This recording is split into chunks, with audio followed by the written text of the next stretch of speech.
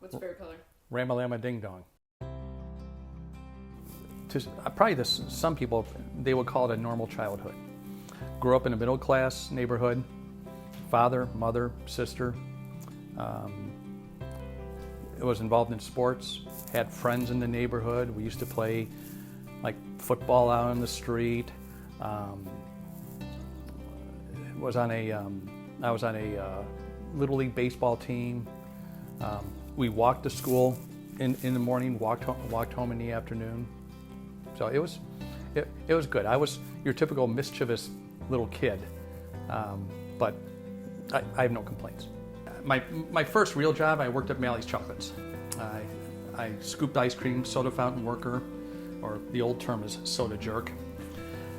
Stayed there for about 3 years, and then from there I started working at First Federal of Lakewood. I started as a teller, and I was there for 28 years, working my way up to, when I left, I was their Senior Vice President, Chief Lending Officer. Leaving there, I took about a year and a half off because I wanted to just do things that I haven't had a chance to do. I traveled. I actually hopped in my car one day, well, with some advanced planning, but I hopped in my car and just drove all the way to California.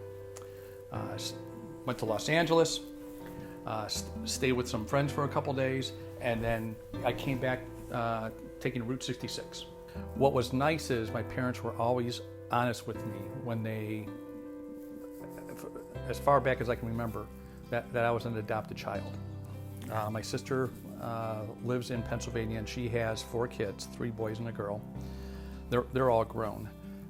And I have 3 daughters, Caitlin, Kelsey, and Alyssa. And very proud of them to no end. And then about 7 years ago, I actually looked up my biological mother, Jan. So now she's in my life. I have a stepfather, a half brother, half sister, nieces, nephews. So it's a pretty big family now. Well, my mother passed away in 2013, and the beginning of 2015, there was a change in the Ohio law that I could now look up adoption records. And I remember I was in my dining room with my 3 kids with me, and I opened the birth certificate, and it's like, oh, okay. I have a mother who lived on the east side, still didn't have anything about my father, but I think in the span of a couple hours we found out exactly where she lives and what her name is. I remember looking it up on my phone on Facebook. I showed it to my kids, and they all said almost in unison, "Yep, that's you. That's your mother." I think for me, compared to other fathers, having 3 children was a bigger impact for me because they were my first 3 known blood relatives, and that is, I know some parents may take that for granted because they have blood relative fathers, mothers, sisters, brothers, and then their kids. But for me, it's like, oh my gosh, I can't believe it. I now have people that are a part of me, and it's so special. I've had some, not only with the marriage, but I know financially there were some really rough times that I had to go through, and I'm glad I came out on the other side better, more knowledgeable, a little wiser as far as, okay, I will not get myself back into that position again. And it's actually good for me because I can tell my kids, I am living proof that you don't want to do this or you don't want to do that. Well, maybe a couple things come to mind. I think first was my divorce.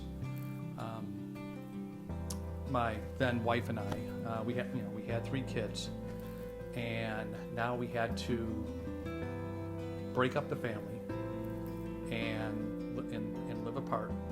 We get along very, very well, and we always have the kids in mind. That's important. I mean, we have our differences. It is what it is. But when it comes to the kids, we communicate a lot on that, and make sure we have a united front on what's best for them.